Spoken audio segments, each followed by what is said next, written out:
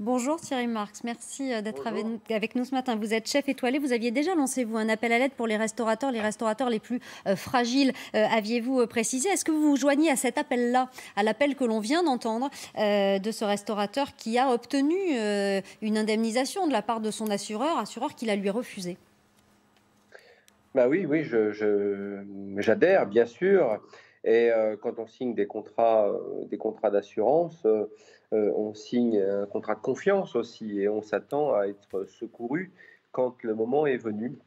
Donc je laisse la justice, trancher, cette affaire, mais il est évident qu'aujourd'hui la gastronomie française et l'ensemble des métiers de la gastronomie, parce que ça ne se limite pas, qu'aux restaurateurs, les producteurs, tout le monde est impacté par cette crise du coronavirus. Donc c'est vrai que je milite fortement pour qu'on crée un grand fonds d'investissement à impact social et environnemental sur plusieurs années, parce qu'il ne suffit pas de sortir de cette crise avec encore plus de dettes que quand on y est rentré, mais bien au contraire d'aller vers un demain bien plus épanouissant et, euh, et plus enthousiasmant que ce que nous vivons actuellement. Aujourd'hui, 0 € rentre dans nos caisses, mais par contre, nous payons encore un certain nombre de taxes, nous payons nos loyers et tout ça, c'est quelque chose qui est extrêmement anxiogène.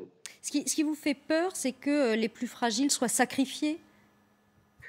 Ce qui me fait peur, c'est effectivement que les plus fragiles soient sacrifiés, mais là, nous devenons tous extrêmement fragiles. C'est-à-dire qu'effectivement, pourquoi je milite pour un fonds de transition économique, vraiment aller vers une transition, c'est pour aider bien sûr les plus fragiles, et puis aider aussi ceux qui étaient sur une lancée assez positive de continuer à reprendre cette lancée positive. Il n'est pas question de laisser qui que ce soit à l'abandon. Pour certains qui étaient déjà très impactés dans leur trésorerie, il faut vraiment apporter une contribution forte sur plusieurs années.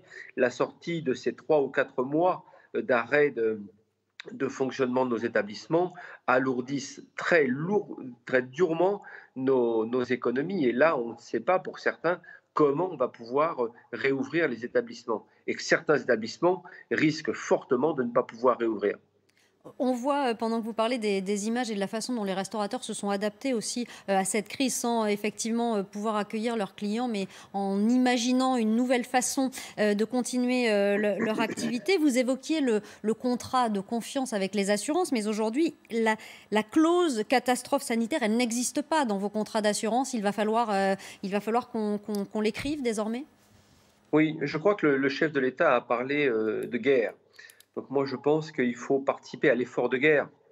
Bien sûr, aujourd'hui, les assurances, les banques, bien entendu, mais aussi les foncières, les bailleurs qui nous louent des espaces et aujourd'hui, les loyers continuent à tomber. Donc tout ça continue, encore une fois, j'insiste sur ce mot, à diffuser ce sentiment d'anxiété dans nos économies et certains risquent de ne pas pouvoir se relever de cela. Et ça a été largement dit par mes confrères et c'est totalement vrai. On vit en ce moment un trou noir, on est à l'arrêt, on sait que ça va repartir, mais dans quelles conditions on va pouvoir repartir? Et certains pourront-ils repartir? Merci beaucoup, Thierry Marx, d'avoir réagi, ce matin à cette décision